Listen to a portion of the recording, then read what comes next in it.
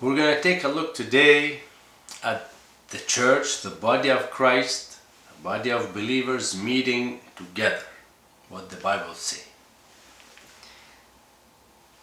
Acts 1, after the ascension of Jesus. See how the disciples met together. Verse 12. Then they returned to Jerusalem from the mount called Olivet, which is near Jerusalem, at a Sabbath day journey. And when they had entered Jerusalem, they went up into the upper room where they were staying. Peter, James, John, and Andrew, Philip and Thomas, Bartholomew and Matthew, James the son of Alphaeus, and Simon the Zealot, and Judas the son of James. These all continued with one accord in prayer and supplication, with the woman and Mary the mother of Jesus, and with his brothers. So after the ascension of Jesus, that's where they met, in the upper room, and they all continued with one accord in prayer and supplication. Now, this is the first group, first church. Now let's see the growth of that. Acts 2, verse 38. Then Peter said to them, "Repent, let every one of you be baptized in the name of Jesus Christ for the remission of sins, and you shall receive the gift of the Holy Spirit. For the promise is to you and to your children, and to all who are afar off." So the church will contain people from far off, from the Gentiles, as many as the Lord our God will call. And with many words he testified and exhorted them, saying, "Be saved from this perverse generation." Now those who believed, Jews or non-Jews, what did they do? Verse 41. Then those who gladly received his word were baptized, and that day about 3,000 souls were added to them, and they continued steadfastly. That's the important part. They continued steadfastly in the apostles' doctrine and fellowship, and in the breaking of bread, and in prayers. So they continued steadfastly in the apostles' doctrine. We have the apostles' doctrine, very important. Steadfastly in the apostles' doctrine and fellowship. That means they used to meet, continue fellowship, and in the breaking of bread. Now you can't break bread with someone if you're not there. And in prayers. So they used to meet together. Now all who believed were together. Verse 44. All who believed were together and had all things in common. Verse 46. So continuing daily with one accord in the temple. So they were continuing in the temple, in a place. They were gathering in somewhere, in a place, and breaking bread from house to house. So it's the gathering together. It's not the place, the important part. It's the assembly. It's being together. They ate their food with gladness and simplicity of heart, praising God and having favor with all the people. And the Lord added to the church daily those who were being saved. Added to the assembly daily those who were being saved. Let us look at Acts 6. Now in those days, when the number of the disciples were multiplying, there arose a complaint against the Hebrews by the Hellenists because their widows were neglected in the daily distribution. They used to meet and they used to distribute food, and a complaint against the Hebrews by the Hellenists. Hellenists, they are Jews but mixed, got their traditions and language mixed with the Greeks. So the Hebrews thought they were a little better. So there's a complaint why their widows are getting more than ours and all this stuff. Verse 2, then the 12 summed the multitude of the disciples and said, it is not desirable that we should leave the word of God and serve tables. It's not good for us to leave the word of God and serve tables, give food and be busy with other stuff. Therefore, brethren, seek out from among you 7 men of good reputation, full of the Holy Spirit and wisdom, whom we may appoint over this task. So we're looking at them meeting and serving food while meeting together. We're looking at the meeting, gathering, the assembly of the believers. So they used to meet. Verse 4, we will give ourselves continually to prayer and to ministry of the word. To the congregation, ministry of the word, to the people who are here with us, that listen to us. We have to teach them.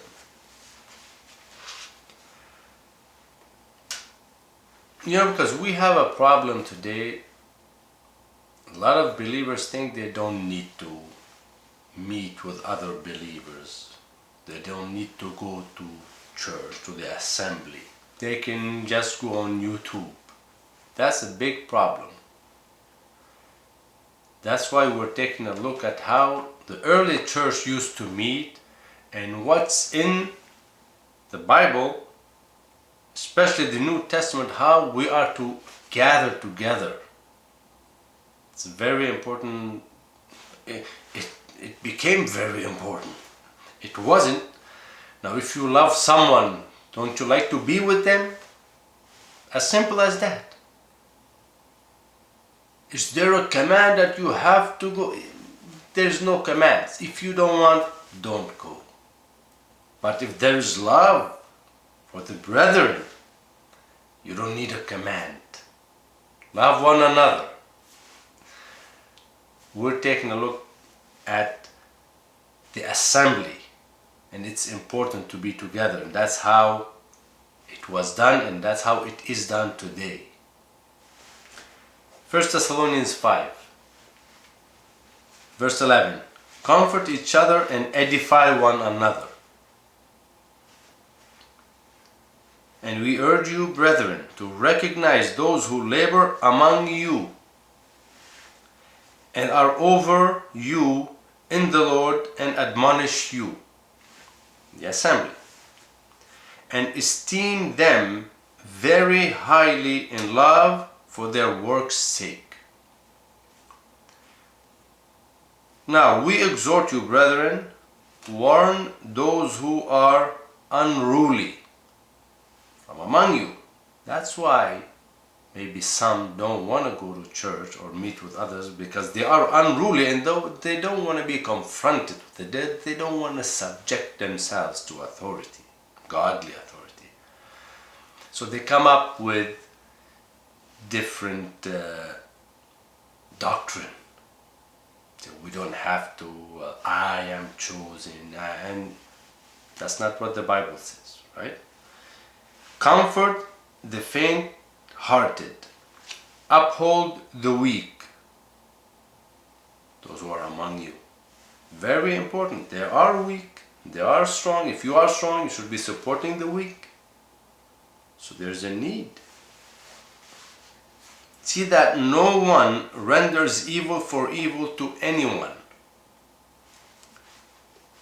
but always pursue what is good, both for yourselves and for all the congregation, all those who meet with you. 1 Timothy 3,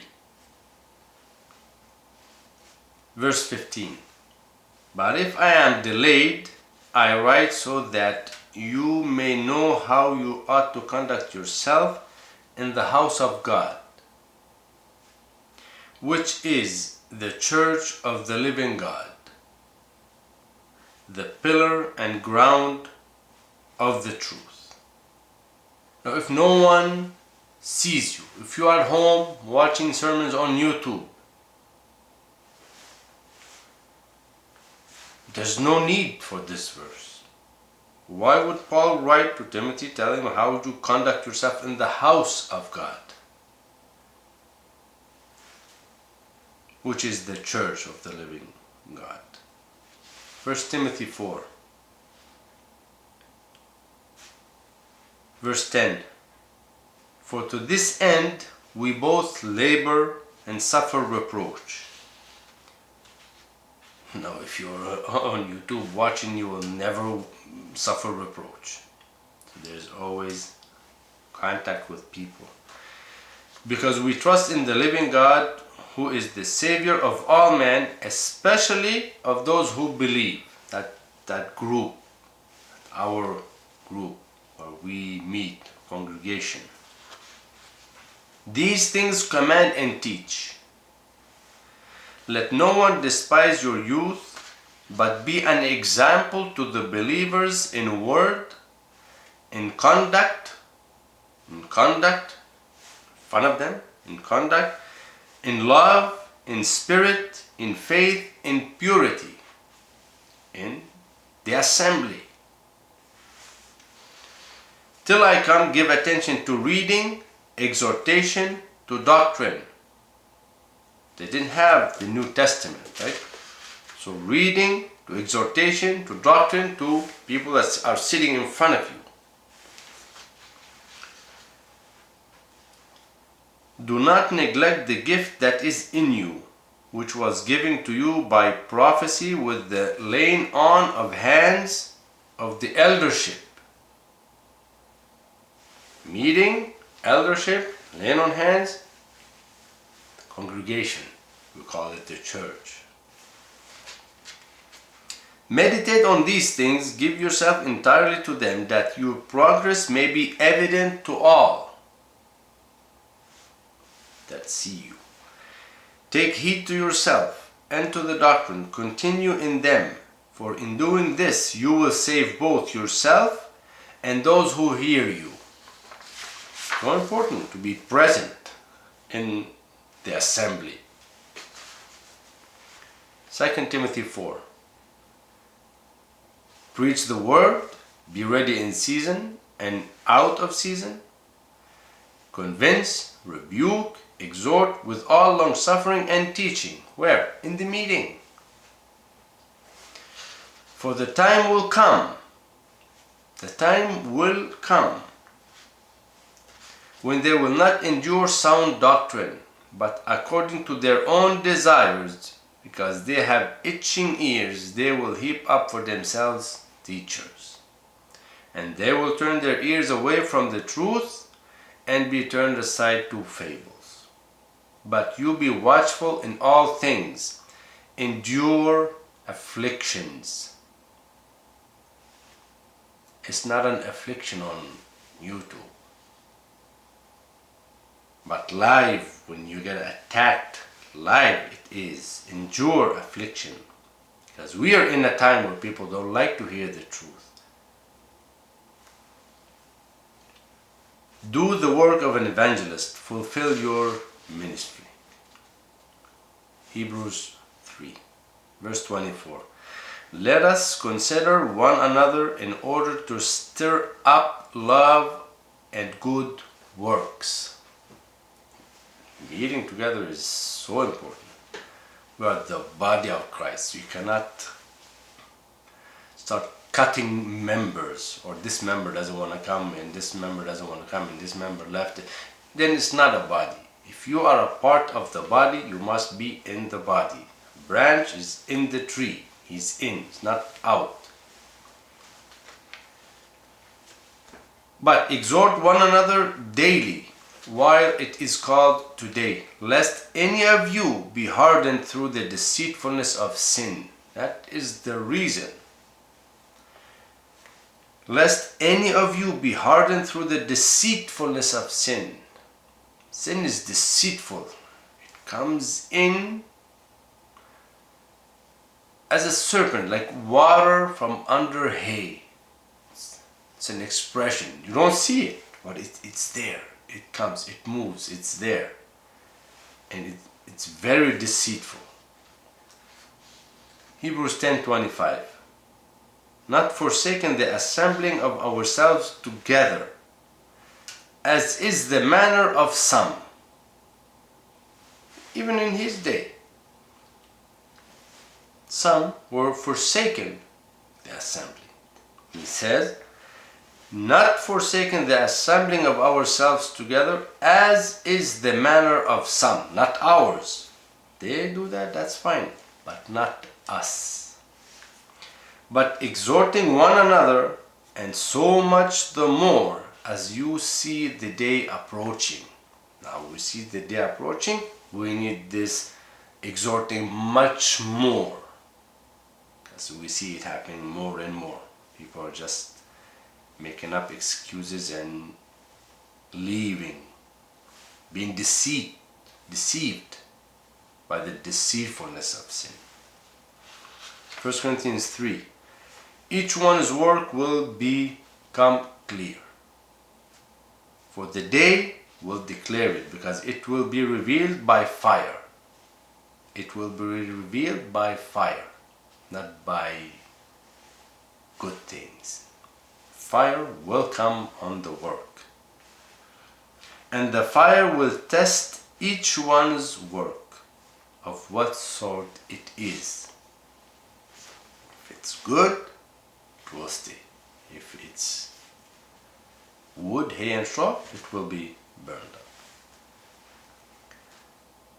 Titus 3 verse 8. This is a faithful saying, and these things I want you to affirm constantly. To affirm constantly, we're in the congregation. That those who have believed in God should be careful to maintain good works. I want you to affirm constantly that those who have believed in God should be careful to maintain good works. Good works. These things are good and profitable to man. So how important is it to assemble?